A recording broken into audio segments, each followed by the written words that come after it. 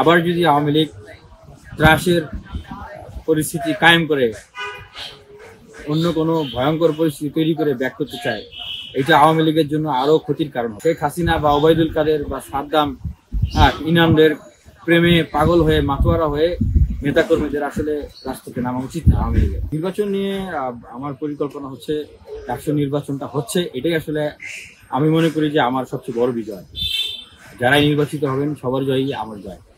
আর আমি যেহেতু প্রার্থী হচ্ছি, সেই জায়গা থেকে আমার পরিকল্পনা হচ্ছে আমরা আর পিছনে ফিরে যেতে চাই না। ডাকসু ফর চেঞ্জ, এটাই হোক এই ডাকসু। আর বলতে চাই যে no more politics, no more violence, make the DUCSU for academic excellence. আমরা আর মাসেল পাওয়ার, ব্ল্যাক মানির পলিটিক্সে ফিরে যেতে চাই না। আমরা চাই না ঢাকা বিশ্ববিদ্যালয়ে নতুন করে কোনো সাদ্দাম ইনাম সৈকত সয়নরা জন্মলাভ করবে।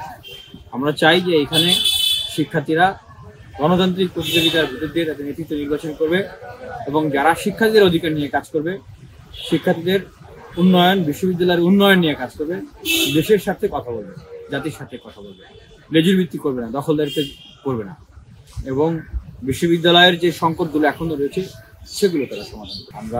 আমাদেরকে অনেক অত্যাচার নির্যাতন করা হয়েছে, আমরা কিন্তু হার মানি নেই। আর এই যে জেনারেশনে বুলেটের সামনে, স্নাইপারের সামনে বুক পেতে দিয়ে তারা অভ্যুত্থান সফল করেছে। আবার যদি আওয়ামী লীগ ত্রাসের পরিস্থিতি কায়েম করে অন্য কোনো ভয়ঙ্কর পরিস্থিতি তৈরি করে ব্যাক করতে চায়, এটা আওয়ামী লীগের জন্য আরো ক্ষতির কারণ হবে। এটার ফলাফল যেটা হবে যে আওয়ামী লীগের যারা তৃণমূল পর্যায়ের নেতাকর্মী বা সমর্থক যারা ছিলেন, তাদের অনেকেই এখন সেটার ভিকটিম হবে, কারণ এটার ইম্প্যাক্ট গিয়ে সেখানে পড়বে। আর আমি যেটা বলতে চাই যে আসলে এই শেখ হাসিনা বা ওবায়দুল কাদের বা সাদ্দাম ইনামদের প্রেমে পাগল হয়ে মাতোয়ারা হয়ে নেতাকর্মীদের আসলে রাজপথে নামা উচিত না। আওয়ামী লীগ যে একটা খুনি দল, একটা লুটেরা দল, এটা তো সবাই জানে। আওয়ামী লীগকে যদি এই সময় চায় না, গণহত্যাকারী দল, মানবতা বিরোধী দল, এটা সবাই জানে। তাহলে তাদের কথায় নামবেন? তারা তো আপনাদেরকে ফেলে রেখে চলে গেছে। আমরা তো এত অত্যাচারিত হয়েছি, নির্যাতিত হয়েছি, আমরা তো বাংলাদেশের মানুষকে ছেড়ে পালায় রেখে চলে যায়নি। বেগম খালেদা জিয়া তো পালায় রেখে চলে যায়নি। হ্যাঁ, জামাতের যিনি আমির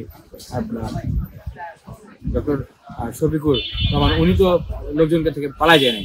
আর নুরুল হক নূররা তরুণ নেতৃত্ব, তারাও তো রেখে পালায় যায়নি। শেখ হাসিনা তো ঠিকই পালায় চলে গেছে। তো এই শেখ হাসিনা সাদ্দামদের পিছনে আপনারা রাজনীতি করবেন, ঘুরবেন, তারা আপনাদেরকে আরো বিপদগ্রস্ত করবে, কিন্তু বিপদে আপনাদের পাশে দাঁড়াবে।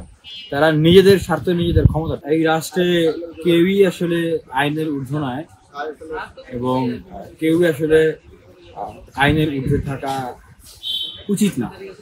আমরা এই বাংলাদেশই চেয়েছিলাম।